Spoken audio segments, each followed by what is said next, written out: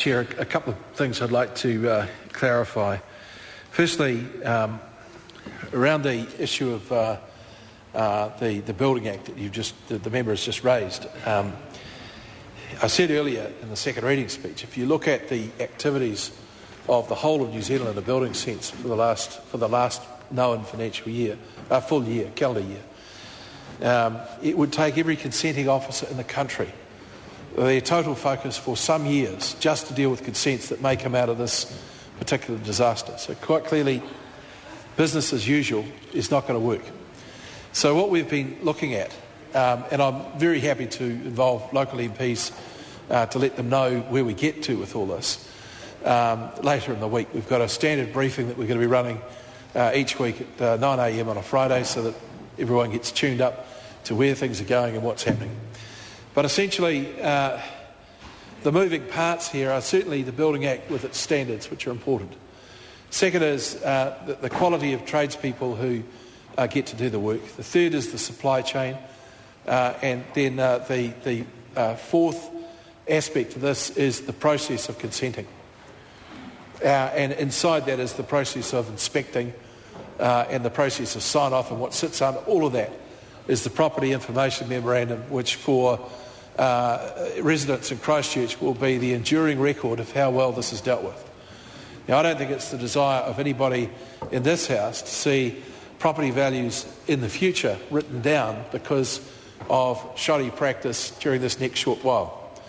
So I can give the member an assurance that it is the government's desire, as I know it's the House's desire, that we come up with processes, and I say this come up with because we simply don't know at this point. There are too many aspects of this that need to be considered. Lenders, insurers, EQC, as well as council consenting processes.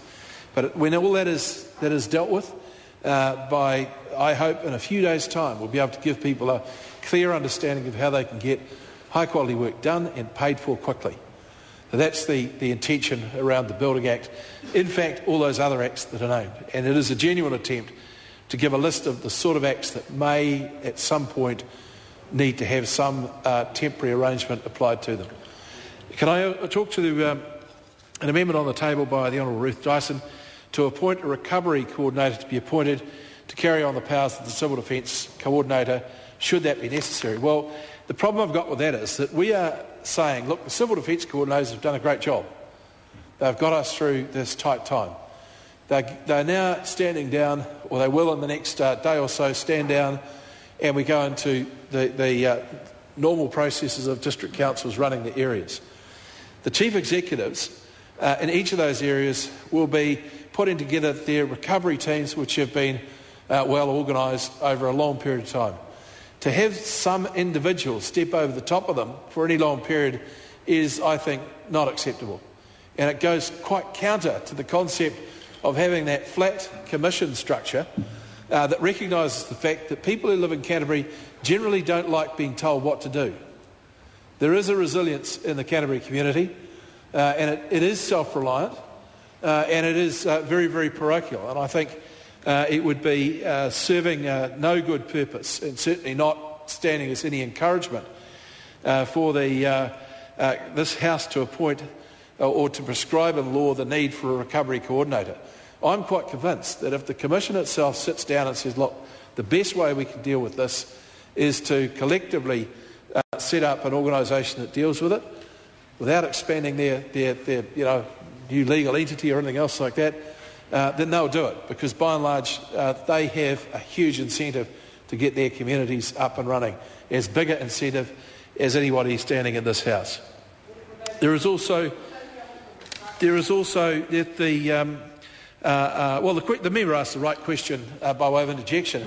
Will the Commission be able to instruct those councils? The fact is that the mayors are the Commission, effectively.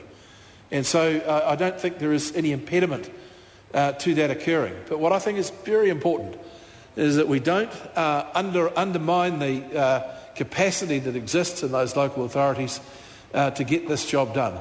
Because I can't think of where you'd go, Mr Chair, to pick up an organisation that could do this work. We are reliant on them, and we have to empower them, and we have to trust them to do that job.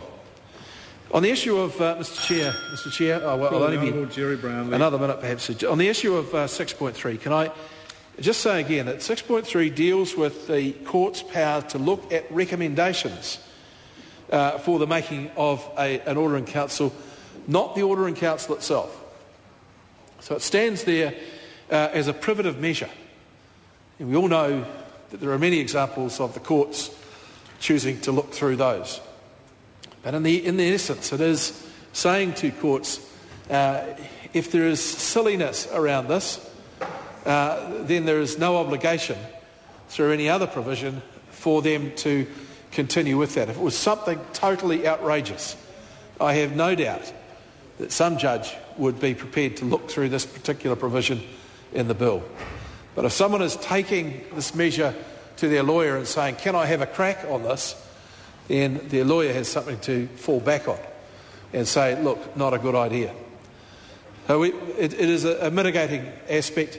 As I said before, I think we need to be seeing this bill in the light that it's presented, and that is the goodwill of this House and the desire to get the best outcome for the people of Canterbury, not some tricky move to apply all sorts of powers to any range of other things. And I'll finish my comments by saying the purpose statement in those 10 lines states Canterbury earthquake recovery 5 times, making it very specific and a very specific link to the powers of this bill.